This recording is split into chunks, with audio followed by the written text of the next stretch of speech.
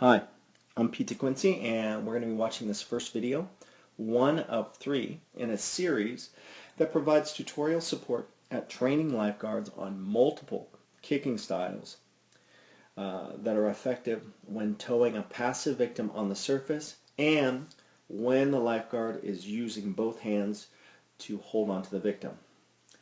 The end objective that we're striving for here is that we'd love to have our lifeguard proficient in multiple kicking styles so that depending on the size of the victim, the size of the lifeguard, and the nature of the incident itself, the lifeguard has the ability to do a quick assessment on which type of kick they should use to be the most effective and the most efficient at getting the victim either to the side of the wall or to the shoreline. So what we're going to do here is we're going to watch this video, and then we're going to come back and do a breakdown for the benefit of those new lifeguard instructors and in-service trainers. Here we go.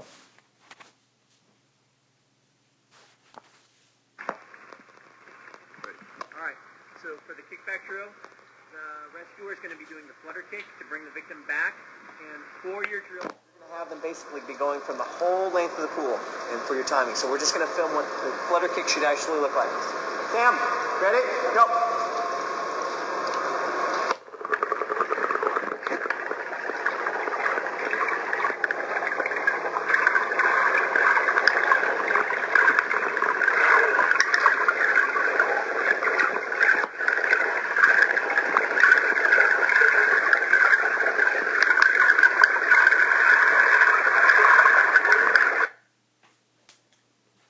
Alright, now that we've watched the video, let's go ahead and look at what works and what can be improved upon. And the first thing that we're going to be looking at here with the rescuer is the setup. Is the victim on the tube properly, meaning that they're in a face-up position with their airway naturally falling open, alright, and that the rescue tube is doing the full support.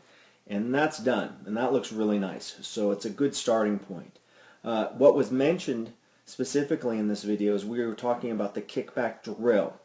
This is a tutorial on just kind of the preview of what the kickback drill should be. The drill is a timed event, meaning that you're going to time the efforts of the lifeguard from one end of the pool to the other. And then as you get the rescuer stronger, the lifeguard a lot stronger, the time should drop. Okay?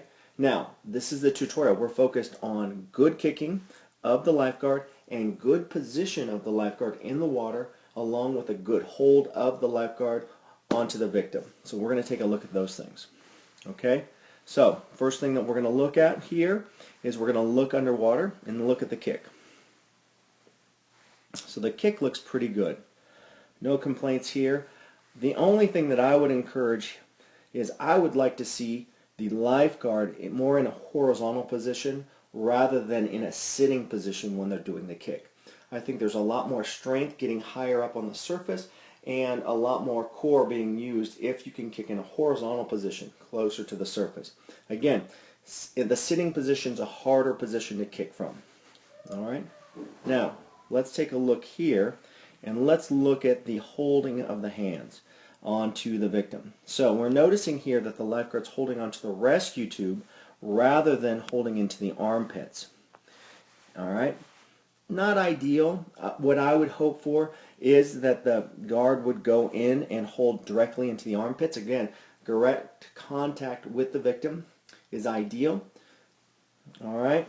And what I notice specifically here and here, as the lifeguard is kicking and moving across the pool, the tube is shimmying a little bit and sliding. And again, that's because the guard is mainly holding onto the tube and not to the victim. I strongly encourage that the lifeguard hold on to the victim and just let the rescue tube support the victim, keeping the victim high up on the surface. Okay? Now, let's take a look here. Right here, go back just a little bit. Let's take a look here at the rescuer's position. Because they're holding the victim with both hands, the victim is great, they're supported, fully supported, but the rescuer is kind of at a disadvantage. The rescuer being that as they are moving forward across the pool, it's the rescuer's back that is going forward. The lifeguard's back is going forward rather than the head of the lifeguard looking in the direction they want to go. The head of the lifeguard currently is looking in the direction of where they have been. And that's not ideal. Again, if the lifeguard needed to look at the direction they were needing to go, they're going to be cranking their head or twisting their body, which is really hard on the lifeguard's body, and we want to avoid that. However, because this is a tutorial, we really want good body position of the lifeguard and the victim. We want proficiency at the flutter kick, and then once the lifeguard has become proficient at the flutter kick, what you will find is then they'll have the ability to then move from holding the victim with both hands to holding the victim with one hand. And that's what we're going for. Eventually, he'll get there. Now, the other thing, that the last comment I will make about this is that flutter kick is hard to do, especially when rescuing a victim. It's very labor intensive, and unless you are extremely strong, you will burn out rather quickly on this type of kick. So keep that in mind. All right? Thanks a lot.